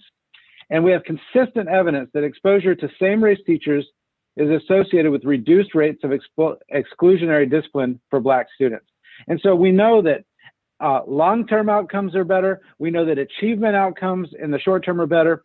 And we know that, that it certainly impacts their ability to stay in school with discipline. And so here is a map of Virginia. This data is a little dated. Obviously, we did not give SOL testing last year due to the pandemic, but this shows you the pass rate by county. And this is the raw pass rate. This is not the combined rate for those of you that know how we report for accreditation purposes. And you can see essentially what you should know from the key here is that the red indicators are students that below the 70%. Dark blue is below 75%, and then you can see the lighter shades of blue are higher pass rates. And so obviously, school divisions that have red as their shading are likely not meeting the accreditation benchmark, even when you add the combined rate, because they're below not only 70% for the pass rate, but 75% for the combined rate. And so what you see here is that for all students, generally, students are passing at the rates that we would find acceptable, over 70%, right? We obviously want 100%, but you know, the benchmark of accreditation is closer to 75% in English. And you can see that, you know, in the Asian community, the students are not located in all of our school divisions, but there are very few school divisions that have below 70% pass rates with Asian students. But when we go to Black students, African American students, you can see here that pretty much throughout the state, in every region, there are school divisions that have a red shading for African American students. You get to Hispanic students, you can see that there's a little bit more blue shading, but an overwhelming number of our Hispanic students live in Northern Virginia. You can see that there's a lot more red in Northern Virginia. And pretty much everywhere, with the exception of a couple school divisions, are exceeding pass rates with white students. Sometimes when we talk about this issue of achievement gaps, it's often conflated with poverty. But what I wanted you to see is that it's not just a poverty issue. There are many of our school divisions that are being very successful with students in poverty, yet not being successful with our African American students. And then you can see English language learners obviously are struggling throughout the Commonwealth. But the most dire circumstances are students that are students with disabilities. And many of our students fall into 3, maybe 4 of these categories. And so you can see that we have significant work to do to eliminate achievement gaps in the Commonwealth. So Dr. Lane just gave us a great overview of the data that informed our work. And one of the things that is really, I think, special about the way that we've strategized the work in the Commonwealth of Virginia is that we really have been intentional about focusing and leaning in on the inputs that are going to support closing the gaps in the outputs that we're seeing. And so when we look at increasing the cultural competency of Virginia's educator workforce as our primary strategy for advancing equity in the state, we've identified the key inputs that we are going to focus on at the state level to support that work. And you see them there on each one of the cars that are on our road driving towards equity. We're looking at our licensure requirements and how we can embed cultural competency into our licensure requirements going forward. We're looking at how do we support the advancement of culturally relevant teaching practices, both in our educator preparation programs and the way that we support teachers' professional development in the field. We are supporting and holding up courageous leaders in the field. And we'll talk a little bit more about what that looks like and who those individuals are that we're recognizing later in the week. We're looking really closely at our educator evaluation system and including a new standard, professional standard around cultural competency. We've already made modifications to our school climate survey to give us better informed data around the cultural competency of the experiences that students are having in our schools. And all of this work is guided by our EdEquityVA compass. And that compass includes what we call Virginia's Equity 5 Cs. And you see there right at the top of the compass is culturally responsive practice. And we outline there what that looks like. To go along with this compass, we also have developed and deployed the Navigating EdEquityVA audit tool. That's available now for anyone to use and have access to. And we designed the tool really intentionally so that it can work for both a school building level leader as well as a district level leader or a school board if they wanted to take that on. Each component of the audit tool aligns to one of those competencies that are included in our compass, those 5 Cs. And through it all, we keep equity centered. Again, with our primary goals on increasing the cultural proficiency of our educator workforce and eliminating opportunity gaps. From around that, we wrap our family engagement strategies, our SEL supports, and really I've been just thinking about what Dr. Ladson-Billings said about Stevie Wonder, right? Like, is it Stevie Wonder? Is it Beyonce? Is that how some kids practice mindfulness? And do we really need to be how do we think about that? As we are developing our SEL standards for the state, we are keeping equity centered in those. We're making sure that we are not writing standards that are requiring our students to assimilate into dominant culture in order to show proficiency in terms of their social emotional learning. And then from there, we wrap our academics around there. And that's where we want to see the impact of all of this work that we're doing that keeps equity centered at the core. Within our audit tool, we have developed the essential questions that leaders can follow and utilize to determine if they are keeping equity centered in their decision-making and their planning. And that's a sample of what that looks like. Each piece of the compass within the roadmap is completely laid out in terms of what are the competencies that are necessary, what are the resources that support the work, and then what has the department done so far to deploy resources to the field. And all of that information you can find online. I'm going to just flip through these relatively quickly so we can stay on task. But what I want to do is just spend a minute talking through our culturally responsive educators component of the compass, because that's what we're focusing on here in our conversation today. And you can see here how this is really informed by what Dr. Ladson-Billings shared with us earlier, right? That culturally responsive educators see cultural differences as assets, and that culture is more than just race and ethnicity, right? There's technology culture, there's digital culture, there's the youth culture that Dr. Ladson-Billings spoke of. That culturally responsive educators are able to cultivate relationships that are beyond the classroom, that are anchored in affirmation of who those students show up as every single day when they walk into our classrooms. A belief that all students can succeed. That is the role of the dream keeper, to believe that all students can succeed. That we engage in reflection of our beliefs and our practices and our behaviors towards our students every single day. utilizing students' culture as vehicles for learning, right? Dr. Ladson-Billings gave us so many robust examples of what that could look like. I will never look at an Oreo cookie the same again. And then that we challenge racial and cultural stereotypes, prejudices, racism, and other forms of intolerance, injustice, and oppression. That's that notion, right, of socio-political activism. That's a critical component of culturally relevant teaching. And then that as educators, we take the role, we demonstrate courageous leadership in mediating the power imbalances in classrooms that are based on race, culture, ethnicity, and class. I found this quote from Dr. Ladson-Billings, and I think it frames the moment, the time that we're in so well. And she says that culturally relevant teaching is about questioning and about preparing students to question the structural inequality, the racism, and the injustice that exists in society. So how do we at the Department of Education be stewards of this? How do we become dream keepers, so to speak? Well, our audit tool provides us, again, with those essential questions that we have to be asking of our system, of our leaders, and of our curriculum. And this is an example of what's included in our audit tool. And we grounded these essential questions around culturally responsive practice, both in anti-racism principles as well as cultural competency principles. You can't have culturally responsive practice without taking a critical look at your curriculum and the instructional resources that you provide. And so here again, we've developed an audit tool that allows our leaders and our instructional leaders to really take a deep dive into what curriculum reframing should look like.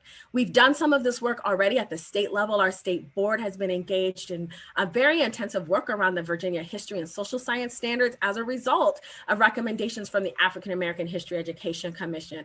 And Virginia made some landmark changes in the way history and social science will be taught in the future to make sure that it is more inclusive, not just of African American stories, which was the focus of the commission's work, but going forward, the committee that Dr. Underwood mentioned will really look at inclusive practices overall and how that should look in our standard setting process going forward. And then finally, courageous leaders. And Dr. Lane knows I love to talk about this because I believe that this work can grow by leaps and bounds if every single one of us believes that we have the capacity to be a courageous leader, that we don't rely only on those people who are in positions of authority, those people who are in named positions of leadership within our organizations and our schools and our communities to advance equity work. Every single one of us has within ourselves the power to be a courageous leader. And we try to give a template of what that looks like. And from a system standpoint in the audit tool, we look at what does courageous leadership look like within our system of public education. The late, great John Lewis said, "You must be bold, brave, and courageous and find a way to get in the way." You must be bold, brave, and courageous to be a dream keeper. You must be bold, brave, and courageous to lead culturally responsive practice in your classroom, in your division, in your school. This is what this time calls upon us to do. And I hope that everyone today was as inspired by Dr. Ladson-Billings' work as we are at the Department of Education. This is just some screenshots of our EdEquity framework, which you can find online on our website. It's linked on the event page today. And I hope that everyone will find it as a useful tool to guide their own work at either their school level or district level. And please continue to follow our work at EdEquityVA is our hashtag. Join us tomorrow for the Honorable John B. King, former U.S. Secretary of Education, who will be joining us for our conversation around closing opportunity gaps. And then on Thursday, as we mentioned, we will also celebrate and commemorate the winners of the Mary Peak Award for Excellence in Education Equity. And with that, I'm going to turn it back over to Dr. Lane, who will introduce our final special guest for closing remarks. Thanks, Leah.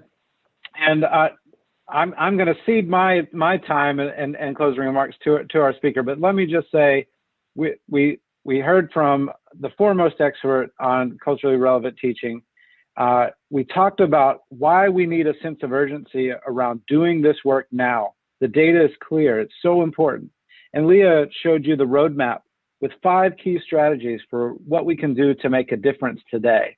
And at the heart of that is courageous leadership. And so we encourage you all to take that courageous leadership.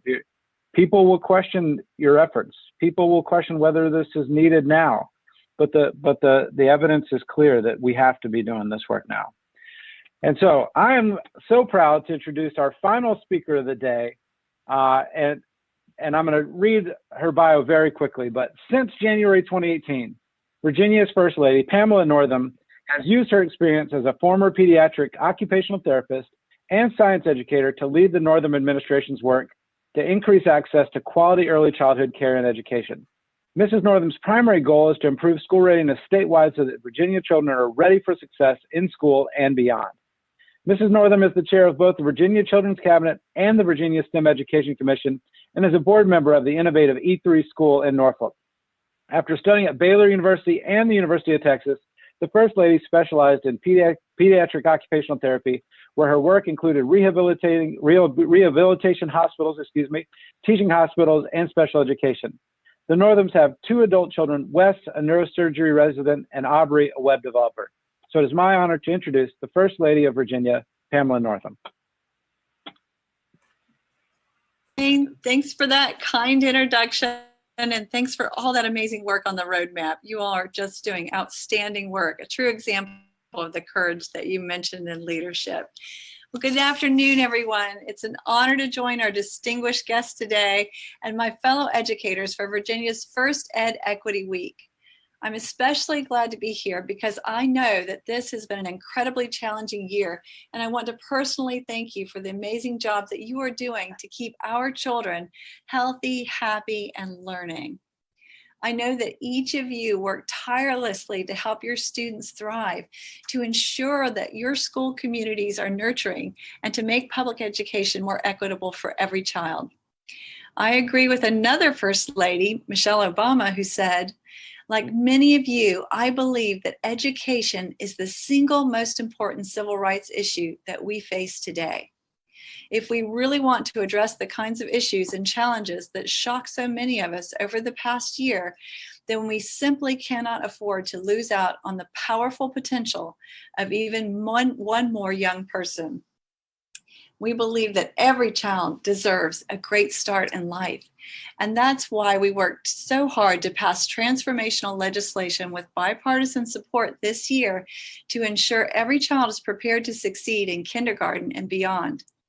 Our early childhood education bill created one unified point of accountability for all child care and early learning programs at the Department of Education, and set us on a path to expand access to quality options for more children than ever before, building a stronger, more equitable early education system for years to come.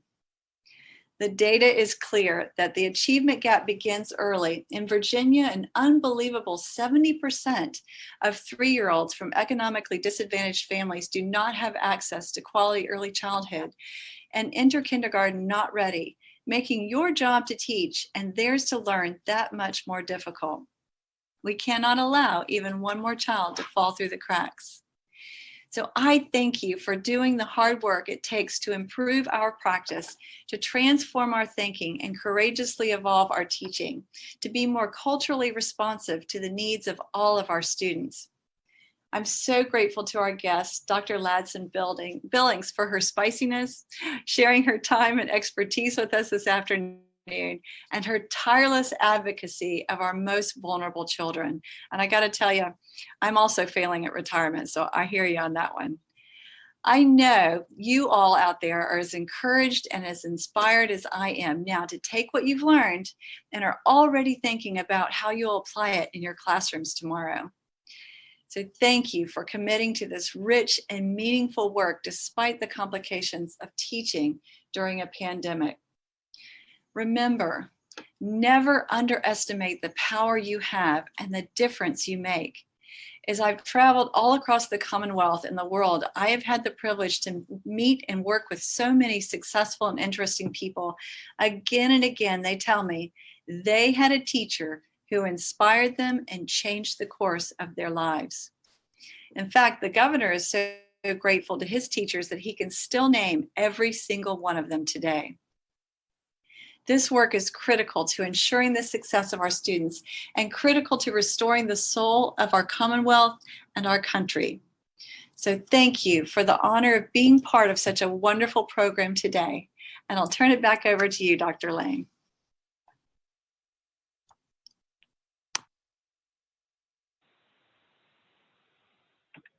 Thank you, First Lady Northam, and thank you so much for being with us today. Leah, unless there's anything else, I think that concludes our event for today. We're a little over time, so I will save any remarks that I have for tomorrow, because you will get to hear from Leah and I again tomorrow. So thank you all for joining us today. Thanks again to Dr. Ladson-Billings, and I look forward to seeing you tomorrow with Secretary of Education, John King. Thank you so much for being with us. Thank you, Dr. Lane. Thank you, everybody.